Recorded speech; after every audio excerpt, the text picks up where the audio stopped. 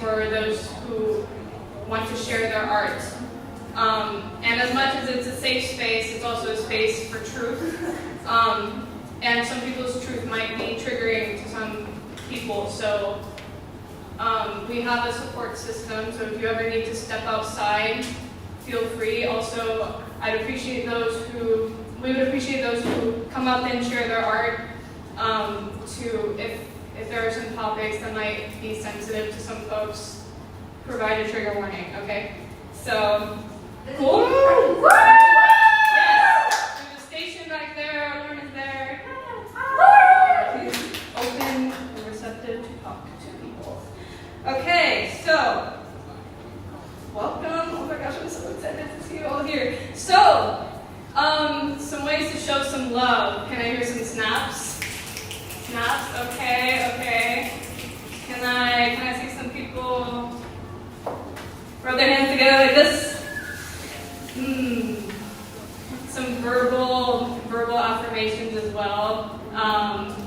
When someone's sharing their art and you hear something that like scratches your brain just right, something you can say,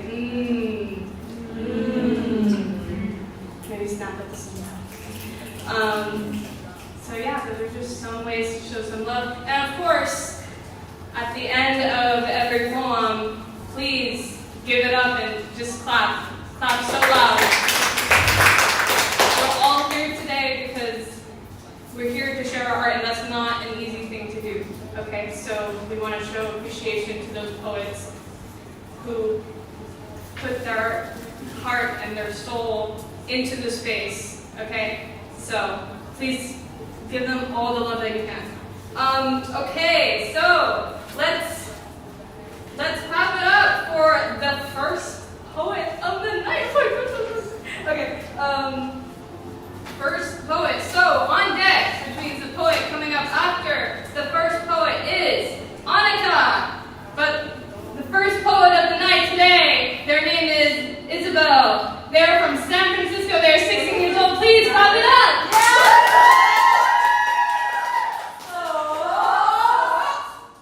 You guys are so cool.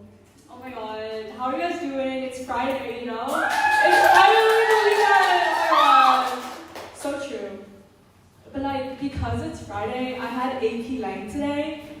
And I swear that class is like my 13th reason. So I kind of cropped like a part of my preces, you know. Yeah. What did you say? Preces. I cropped like a sentence of my preces and I incorporated it into my poem. So like, yeah, hashtag junior year. That's so real, you. Human error is a part of existing. Meaning every action I make is existing, yet deboning, yet screaming into a hole that doesn't even exist. I wish I could vanish in these moments. Disappear, go away, fall into a rabbit hole that ensures I'm invisible. Be able to escape the scenes that make me want to shrivel in my own skin. I want to be invisible. Except I'm not. I have to swallow in my own embarrassment until it feels good again. But it never does.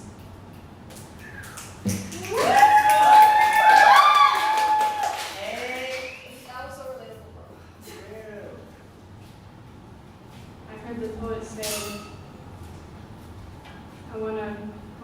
what's the last line? Oh. I don't want to butcher it, sorry. What?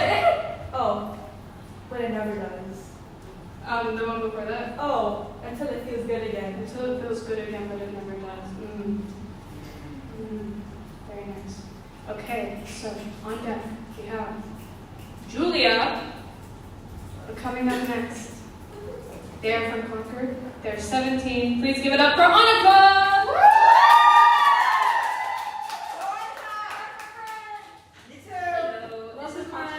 Thank you. I don't actually know what this is. If you have any ideas of what I am, let me know.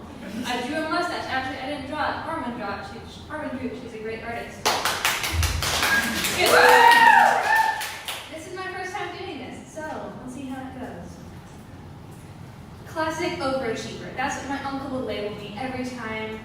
Label me when I came home late from practice when I talked about the 4 pages of calculus homework. I had to finish a showed up in a straight A, 4.5 GPA. Classic overachiever. The senior who decided to fill her year with 3 AP classes, an extra college course, and a 20-hour-a-week work schedule on top of that. Classic overachiever with a classic case of busy. The girl who trudged home from work, looking like she narrowly escaped an encounter with a flock of wild pigeons, only to embark on a journey to her room so she could begin the tedious quest of SAS homework. Yep, that's me. Sitting on my bed with a plethora of weapons laid out in front of me. Pencils and papers at the ready to face the dragons on the road. The first monster is easy. Calculate the Z-score. For Tommy, who owns 29 pairs of shoes. Why would someone need that many shoes? I don't know. Based on an average of 11 and a standard deviation of 3. Okay, I can do that. Maybe the dragon isn't immortal. Maybe I can finish it and then move on to the mountain of everything else that I have to do. I have to do this. Classic overachiever with a classic case of homework. The blinking screen in front of me tells me which path to go down. The trail to victory, the pages I have to read. But the sign must be in an ancient foreign language or something, because the words just don't make sense anymore. A study found that the distribution of sodium in Chipotle's meals is approximately normal with a mean of 2,000 milligrams, a standard deviation of 500. What percent of meals exceeds the recommended daily allowance of sodium? That's weird. Why is there Chipotle in my stats textbook? I love Chipotle. It's been so long since I've had one. Wait. No, I don't need a burrito. I need to do my stats homework. Where's the integral? No, that's calculus. What do I have to do? I don't even know what I'm doing anymore. This dragon of homework, this mountain in front of me, the dragon, the expectations I hold myself to, the dragon is there. The dragon just won't die. Can I just go to bed? But the mountain will not move. The essays, the textbooks, everything I've piled on. Classic overachiever with a classic case of overwhelmed. I close my laptop like an addict puts down a drug. I flip over my notebook with the hesitation of someone with a fear of heights stepping over a ledge. A fear of inadequacy, of not doing enough, of not succeeding, that the dragon will win. The mental weight of the work that I set down was not one that lifted off of me. The dragon, the monsters, everything, it just won't go away. I just need to think harder, focus more, put more work into it, fight stronger, be better, do more. But just manage better, focus better, everything better. Classic overachiever with a classic case of distress. But what if instead of classic overachiever, I'm just classic me? There's a student who struggles with everything that everyone else struggles with, has the same problems, needs the same encouragement, needs the same, hey, you're doing good, even if I feel like my doing good isn't good enough. What if there was no dragon? What if there was no quest? What if it was just a walk down a nice city street with a barking dog somewhere around the corner over there? What if instead of classic overachiever, I just let myself be good enough? Let's go.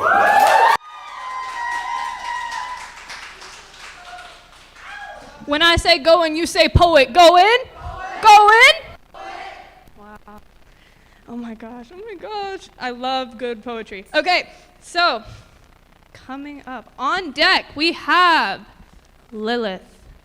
But right now, coming up to the stage, they're from Berkeley. They're 16 years old. Please give it up for Julia!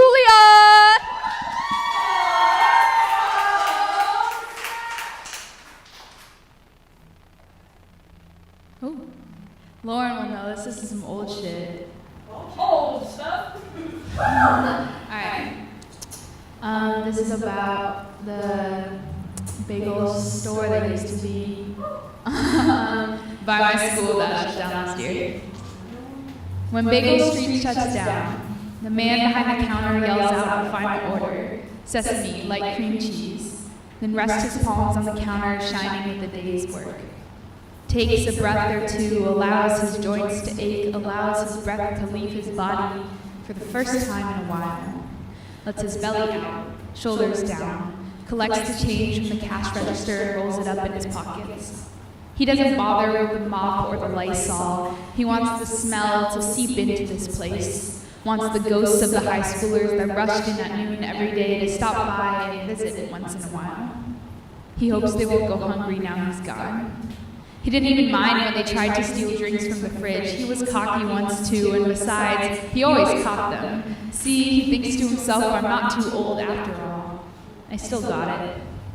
And when Bagel Street shuts down, the man behind the counter cracks his neck and his elbows, finds a home for his hairnet in the back, looks around at the register, the greasy display case with poppy seeds and fingerprints from little kids, this one please, still littering the edges, the blemishes on the once white walls where he spread spackle over any debt he could find. The silence used to lay low to the ground here, timid and trampled by boisterous conversations and a constant stream of orders, but now it swirls around the shop like the wind coming through a town to remind it that summer is over. He blinks slowly, eyes swollen from being open for what feels like 20 years, shuffles to the door and locks up with cracked and calloused hands. Tomorrow, the bruised but sturdy sign in the front will finally come down and property for sale will be hung in the window. Tomorrow he will wake up early with no reason to. He will walk to his store. 2 boys he doesn't know will be there, putting his whole life into boxes. It will be the first time in years that someone has beat him to work.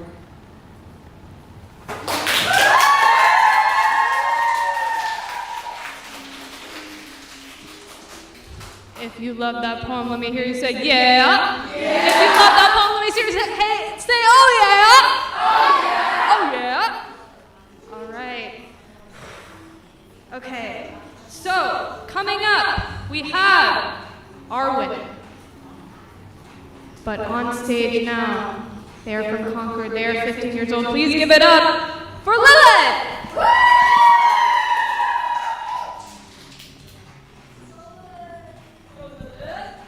Hi everyone. Yeah. Okay, so I have 2 poems. Are we all okay with that? Yeah. Okay. I'll let you guys decide first. I'll list out the titles and.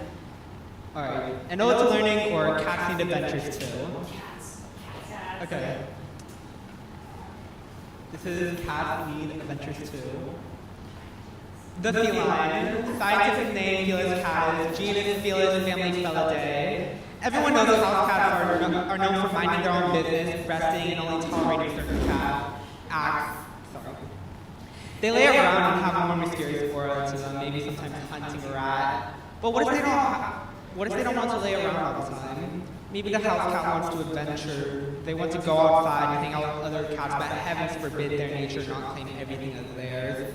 Maybe they want more friends, but they're too territorial. There's something wrong with them. You're too lazy. You're too standoffish. Why don't you try making friends? I want to. I really do. I'm bound only by my mind which forbids other cats from being around me without being violent. I hiss, I whack, I hide. I don't want to be some sort of mystery. I'm trying to make more friends. I'm trying to go out there. I'm trying to be a nicer person. I can't force myself to do anything, though. I can't do anything right without making someone mad at me, just like that moment when it seems like a light switch flickers and the cat goes from being nice and cuddly to trying to tear you apart. Whenever I try to do anything or even think of going on some sort of adventure, I end up getting the door closed on my mind. I can't force myself to get out of the house, even if it'll make me happier. Sometimes even cats need a breath of fresh air, just like me. Everyone is meant to be wild. You don't want to be domesticated and restricted to what seems like a spiderweb that we call our home. Everyone needs to go out, even if they don't want to. That includes cats. Outside is dangerous, though. There's the cars that can run us over, and animal control might get us. So the cars that run us over can be any sort of accident that may happen. Even on the road, which still restricts people from going out through their own selves. Some cats also only let you scratch a certain part of their back, and their knees are just too much. I'm sorry that I can only tolerate certain things, and I'm not as perfect as I'd like me to be. I'm sorry. I can only tolerate when things go my way, and I'm bad for that. Cats are too defensive. They seem like they don't want to talk to everyone. They have very special needs, and they sleep. They sleep, and they do that for hours. What if they feel too exhausted? Their battery may be out, and that includes their social battery. They didn't even do anything, but they can't be bothered to talk to anyone. Unless they can. They can't find the words to say and how exactly to say it. Do they use their phone? Do they text, call, FaceTime? Who knows? It's a chore to socialize. It really is. It's a chore to go out there. It's a chore to talk to people. It's a chore to have your own adventure. Everyone needs to go on an adventure, though. The cats being this way, though. Maybe some of us humans can be like that. Personally, I don't have a good social battery. And sometimes me and so many other people I know can't even be bothered to get out of bed, even if it's better for us. I feel like I mess up almost every single friendship I have and I hate it. I have my boundaries, but for some reason they're just too much. I'm not like the dogs who just constantly are ready to play with either their friends or their owners. Some dogs are able to work and help people, which I like to do too. I can't do that. I'm too mysterious and unpredictable, and I feel like I can never amount to anything because a dog will do it better. What we need is tolerance. We need people to understand that no, not everyone is a dog. We aren't all happy and fun, but we need to do things right. Or right in our eyes. I just hope, I dream that people understand that no, I'm not lazy and lethargic. I want to try. I'll never matter to the dogs, though, it just never will. Thank you. Okay, thank you. Okay, so I also have another poem, an ode to learning. Yeah. I grew up being a gifted kid. Everyone was impressed by the fact that I was able to read into addition by age 3, and I was so smart that my preschool teacher recommended me do kindergarten early. Obviously, I was really good in school. If only it stayed that way. I wish for the carelessness of expectations that I had in elementary school, because by the time I got to middle school, the first few letters of the alphabet were more than that. They basically shaped what my academic knowledge was. It was 6th grade, and although I knew what the teachers were saying, I couldn't write it down. I had no will to do what the teachers assigned me, and the work piled. My grades started to tank, and I had to come home to my parents being disappointed. They knew I could do better, and I knew too. How do I do better, though? Aren't I smart enough to know what to do? All my teachers knew that too. I remember the words everyone has said very clearly. You're a smart kid. Why don't you apply yourself? You were so smart as a child. So what happened? Why can't you do the work? Why can't you apply yourself? Can you apply yourself? Can you do the work? Can you? Shut up! I'm sorry, I was loud. I was in 6th grade, mind you. I had to go to a specialist who diagnosed me as different. He prescribed me a pill with 50 milligrams of why don't you do better that I had to take once a day while going over all the thoughts that people inputted in my head. It's a good thing 6th grade didn't matter though, because I'm in high school now. I'm only lucky to pass all my classes with straight C's and not fail horribly. What would the colleges think? What would the teachers think? My parents, my specialists, my pills, my daily thoughts of do better and negative affirmations that I'll never be good enough. I was so much better as a child. I miss the good old days when I could just read in front of my kindergarten class and end up 10 different numbers to impress the dentist trying to sedate me for my root canals. I'm in high school now, and I have to worry about college. How will I ever make it throughout college? How will they even accept me? Will they accept me? The different kid? The kid who was bumped up to 100 milligrams of do better doesn't even seem to work? What will college add to my load? Better question. How did I go from you're such a smart kid to don't take too many AP classes since you can't handle that? Why can't I handle that? Is that what it takes to show them? I need to try harder. I need to give each drop of blood I can wring from my brain and every neuron an hour of sleep I'm willing to sacrifice. I need to do more. If I do more, maybe the gifted kid inside of me will come through. Maybe I can call my middle school self. Maybe I can do it. I can't though. I'll forever be the different kid with the different pill. Thank you. Clap it up for the poet. Keep it clapping. Woo, woo, woo, woo. Y'all, that was the poet's first open mic. That's insane. Wow. I heard the poet say, I have my boundaries, but for some reason it's just too much. Oh, it got me right here. Okay, so I want to shout out some Youth Speaks after school workshops. Can I hear you say workshops? Yeah, okay.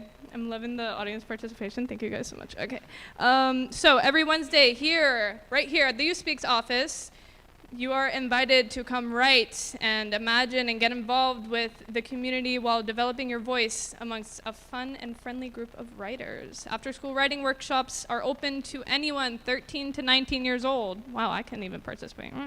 And are facilitated by Youth Speaks teaching artists.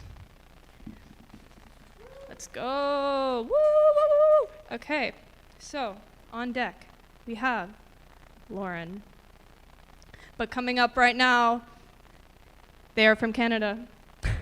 They are 17 years old. Let's hear it for Arwin.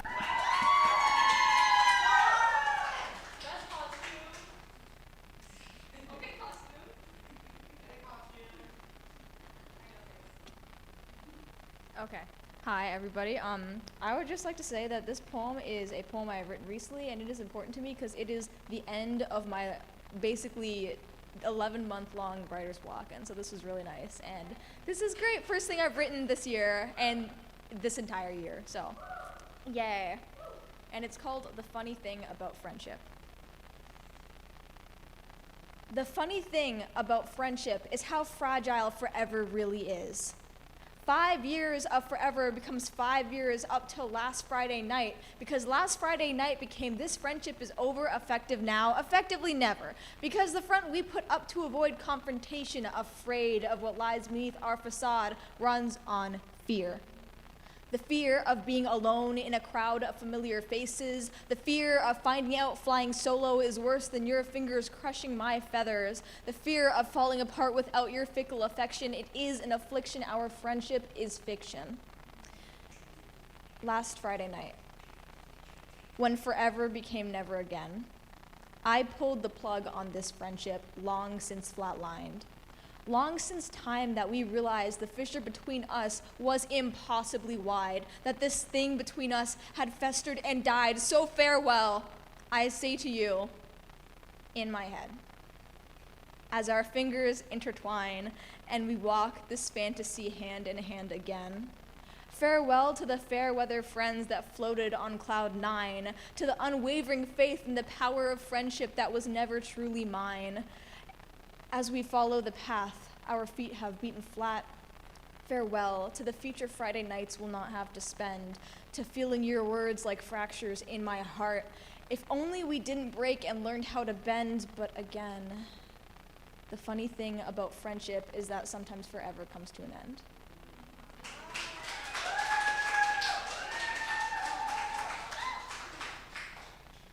Y'all need to stop calling me out in these poems, okay? Please, I can't take it. Okay. But thank you so much for that. I heard the poet say, your fickle affection is an affliction. Our friendship is fiction. Were we in the same room? Like, did we all hear that too? Okay, because holy. Okay. Now, coming up. Oh, by the way, there's still like so many spots. Like, if you wanted to perform and you haven't signed up yet, please feel free. Or if you've already performed and you have another poem that you want to perform, feel free to sign up. Okay, coming up, we have May. Yeah, May. But right now, coming to the stage, they're from San Mateo. They're 17 years old. Clap it up for Lauren.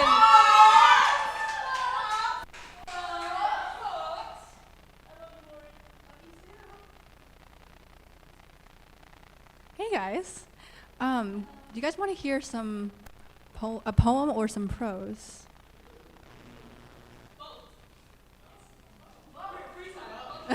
Freestyle. Okay. Why was I thinking of like Timothy Chalamet and Pete Davidson? Like, yay! But I'm not gonna do that. Okay. Okay, so this poem is called Scared. It's just how I've been feeling like the last few days and like the last few weeks with everything going on in the world. I'm scared of the night. Your children are fighting, clashing like comets. I'm scared of God, that you'd let them die, taken like tornadoes, human then gone. I'm scared of myself, how I'd rather sink underwater than look at the shore. And I'm confused. I know not the details of war, and maybe I'm numb. Maybe I'd just rather slip beneath the blanket than look into the dark room. But we have to speak up, they say, because death is pulling its curtains across the blinds. But I don't want to speak up because I'm scared, because I have to. Don't want this to be another to-do list item or compulsion and evidence that I'm not a bad person.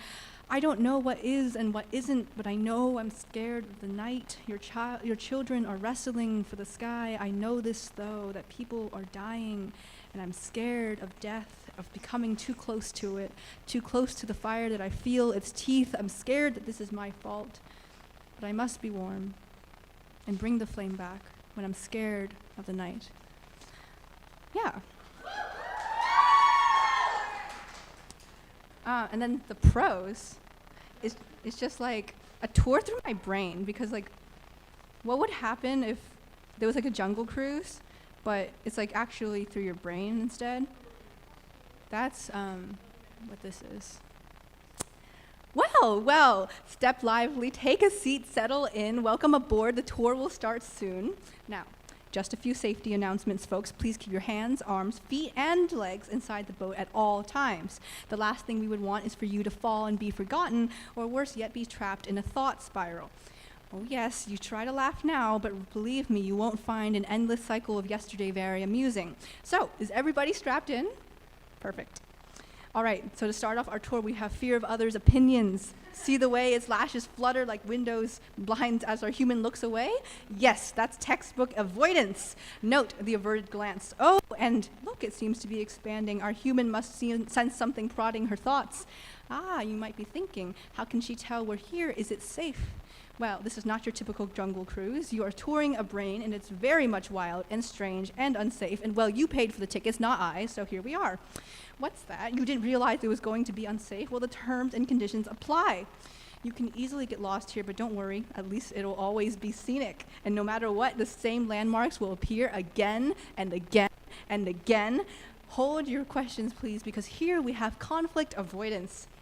It probably looks incredibly familiar to you. It pops up with its squirming little legs every now and then and will scurry along the rivers like any creature. It gets into fights with other creatures all the time because, as we all know, conflict avoidance always wants to influence the human. Ironic, isn't it? Be mindful of not staring at it too directly in the eyes. It can be a tad pugnacious. Yes, up ahead, one of my favorites that comes up nearly every tour, we have fear of abandonment.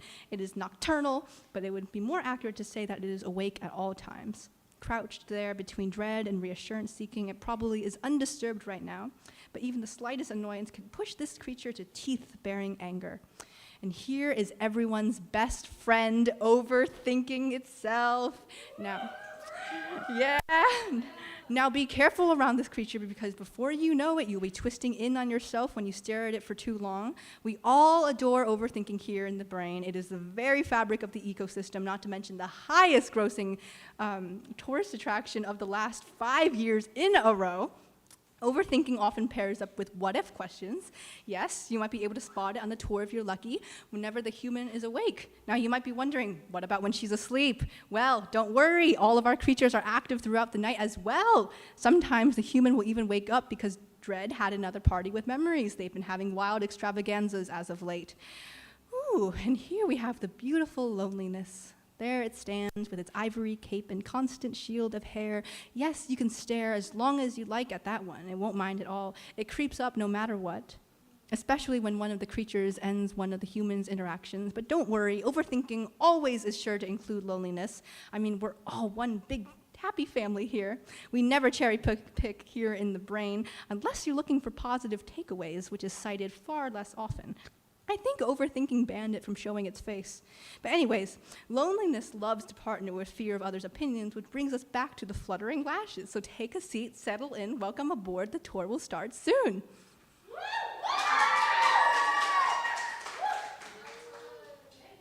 Clap it up for the poet! Let me hear it!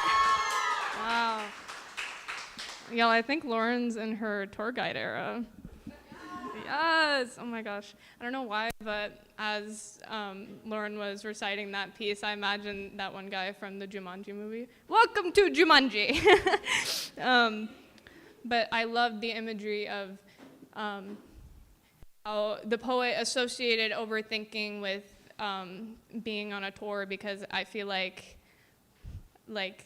overthinking is kind of like going down these labyrinths of just rivers and like getting lost, and sometimes we can get lost in ourselves. Thank you to the poet for raising awareness to that. Okay, so next up, oh, so excited. Are you guys excited as I am? Because I'm very excited. Next up, on deck we have Sophie.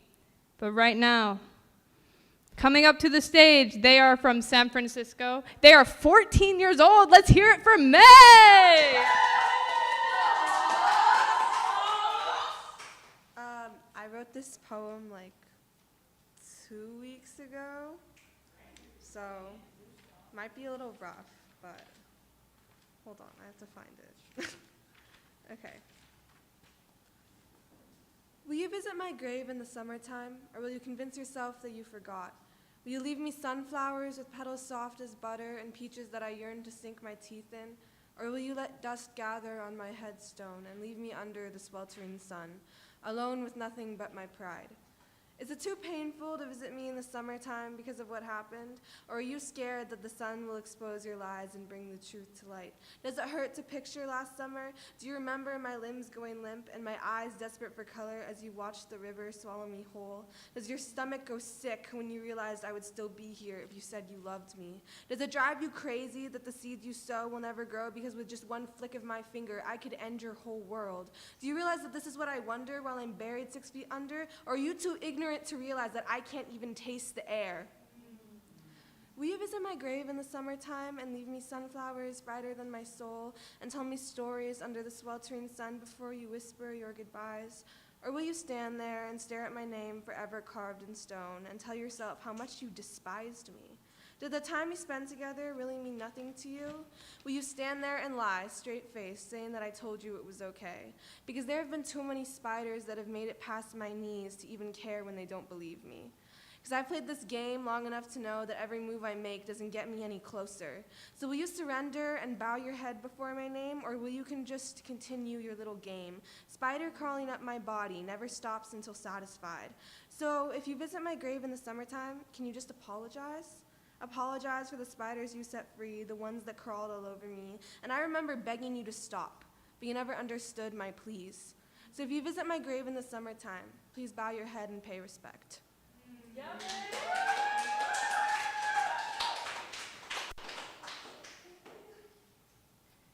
Okay, we'll take a deep breath in and out. Thank you. Okay, so coming up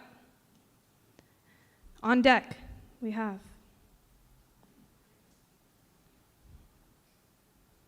Viv.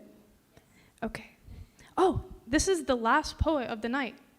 Let's clap it up for Viv!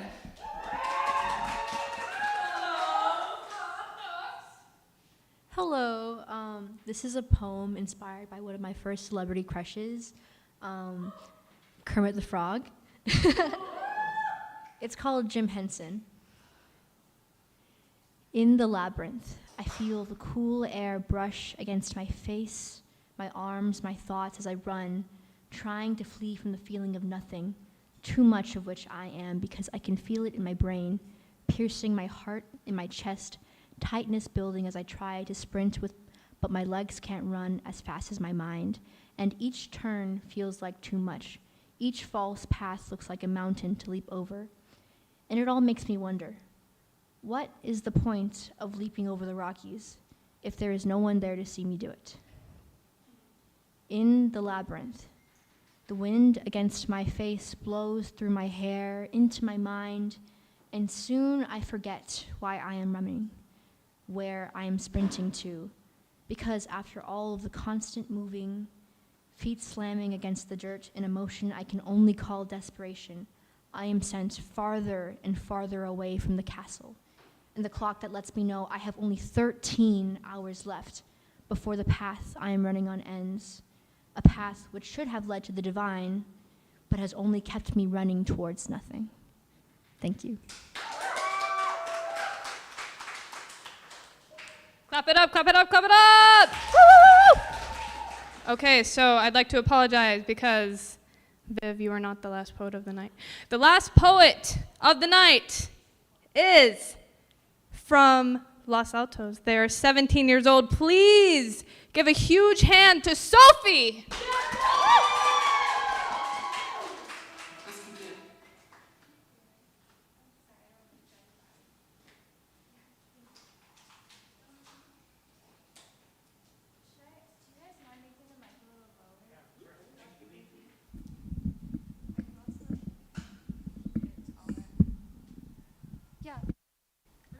Yeah, perfect. Okay. Thank you. Okay. This is a poem about a boy. I'm sure you guys know the type. Okay. It's called Asking. My body is kind of shaped like a question mark. The open curve of my spine, asking and answerless, the forget-me-nots blossoming across each rib. Wanting is my native tongue. It's audible in the lilt of my voice. I'm constantly syncopated in wanting. I can strum a chord that wants. I can close my eyes and let my fingers fly over the keys of a completely unresponsive computer and write wanting, even when the cursor just blinks back at me. The rhythm would spell it out. I imagine a piece of the earth broke off into outer space when I was born. It probably hurts nature to light another body to keep it warm. Perhaps when I was born, the river split skin on something sharp. Volcanoes coughed scathing bile. Waterfalls choked. Trees snapped from within. I believe it hurts, nature. That while we're staring up and calling it beautiful, it's wincing. No, weeping in pain. The sky was glimmering, absolutely wet with stars when I was born. When I touch the tips of green grass, they tinge a shade cooler, and sometimes I lay there looking up from the blue grass, wanting, and before I could see the celestial embrace descending toward me, he caught my eye. The exclamation mark silhouette with golden daffodil hair. I wonder like March mist wonders about April rain. I outstretch my fingers and give myself phantom shocks, wondering about the habits of the corners of his mouth, if the thought of me turns them up like the stereo. I feel for him like the edges of a dime before you know what wish you're gonna toss it in for. Does he fear the syncopation as I do? Does he carry tectonic plates in the soles of his palms? What do you do with that, the whole crust of the earth thrumming in your pulse? If the air has smoldered into something uninhabitable, I would still be sitting here, taking him in, every breath shorter than the last. If he won't fracture the space between us, why'd he have to bend it? Said I've been looking like my damage. Tell me, what else can I wear around you? I shut my eyelids, will my fingertips to dissolve, and when I finally wake, the air will be crisp like it can be bitten into, the waterfalls will roar, and the grass will be pure gold, and rivers will rush, and everything will be in perfect time, and I will still listen for the skip of a beat. But in daylight, he set me ablaze with a damp match and cast it into the mulch. I wanted love that's effortless. It was too much to ask.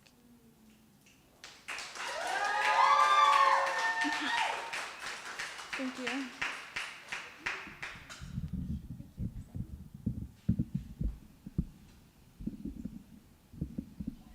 Clap it up one more time. Let's hear it for the poet. Woo! Oh my gosh, that was so real. Okay. Y'all, we are approaching the end of the open mic. How are we feeling? Woo! Okay.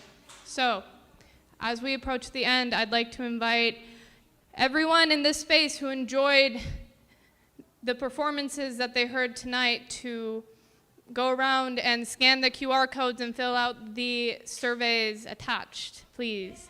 There's one over there. Outside, yes. Let's go. Okay. QR codes. Okay, so before we end this event, I'd like to share a poem with you all. Is that okay? Is that okay? Okay. New stuff. Woo! My son coach is like, yes! Okay. This is called Running Away Together. There's just something so inherently gay about running away together. A trope of countless treasured love stories long since past, timeless in origin and priceless in delivery. It goes something like, the handsome prince beckons to the beautiful maiden in the cobblestone tower from beneath the candlelit window of her room. He holds out a bouquet of hand-picked blood-red roses, the red symbolizing his love for her. And finally, after a ballad or two on bended knee, asks her to elope. Displays of affection so reckless and romantic, one can't help but swoon. You see, these were the idolized tales of love that I was raised with. I, who would rather be what the prince is to the maiden than the maiden to the prince. I, who was taught by religious authorities that to be queer and live happily ever after was a fantasy. I, who have learned from copious court cases in defense of the sanctity of marriage that eloping is a luxury. And so there's just something so inherently gay about abandoning the world you know to be with the one you love. You see, for us, it was hardly a choice. When civil unions wouldn't grant us autonomy and oppression thwarted our chance at security, it seemed that becoming pirates was the best course of action. And so, in theory, the trope of running away is actually a reference to the forced displacement of gay and trans youth from their intolerant home environments. That is to say, perhaps the archetype of the queer-coded villain is a reflection of Disney's perception of LGBTQ culture. That is to say, maybe queer people never did just exist in fairy tales. And maybe there aren't enough tales about queer people that don't end with us being buried. Queer love has always been star-crossed, demonized as unnatural and mythologized as platonic, but you cannot reduce the wrath of Achilles to the power of friendship. No, you cannot reduce our legacy. Queer stories will always be relevant, our essence forever captured in the mythos of gender-variant mermaids and bisexual demigods. And yes, queer love is tragic, but never unattainable. Even as we have had to conquer mountains and vanquish dragons to attain it, our love has never died out, and neither will we. Thank you. This has been a Youth Speaks production because the next generation speaks for itself. I'm Elle. It was great to see you all. Bye.